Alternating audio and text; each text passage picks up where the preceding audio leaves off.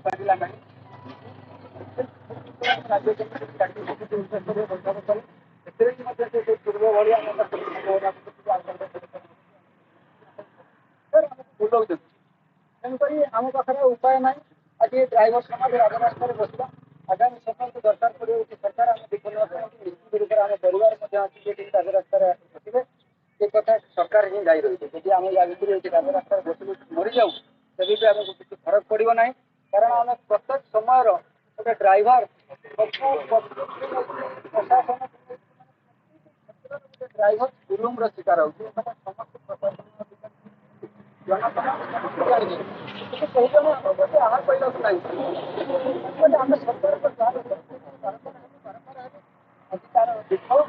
ତେଣୁକରି ଆମେ ଏଇ ସିଦ୍ଧାନ୍ତରେ ଆଜି ଆମର କେବଳ ଡ୍ରାଇଭର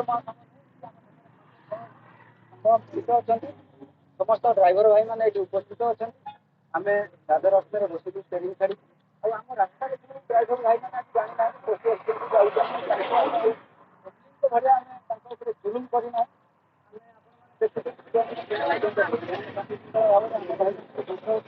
ବୁଝିବାକୁ ଚେଷ୍ଟା କରୁଛୁ। ଯଦି ସେମାନେ ମନକୁ ବୁଝେଇକି ତାହେଲେ ଯାଇକି ଯଦି ଫେରି ଆସୁଛନ୍ତି ଯାଇକି ଆହୁରି ଭଲ। ଯଦି ହରଉଛି ତାହେଲେ ଆମେ କଣ୍ଟିନ୍ୟୁ କରିକି ଚାଲିଛୁ ତାହେଲେ ଚାଲିଯାଆନ୍ତୁ। ଦେଖାଯାଉ ଇଏ ଷ୍ଟ୍ରାଇକ୍ ହେଲା ଆଗାମୀ ସମୟକୁ ଦରକାର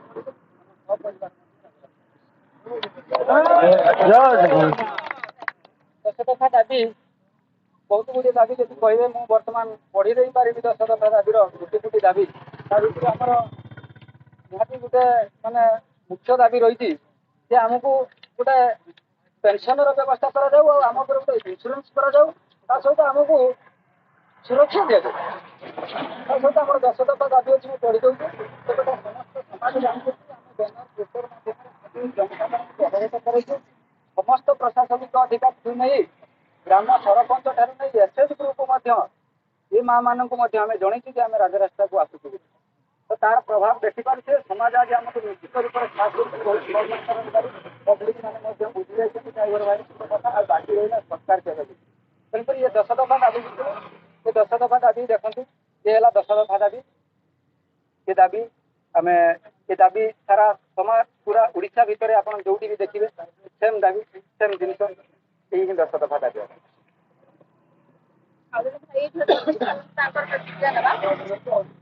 କୁହନ୍ତୁ କଣ ପାଇଁ ଆଜି ରାଜରାସ୍ତା ଆପଣ ସରକାରଙ୍କୁ ତିଆରି କରିଛି ଦାବି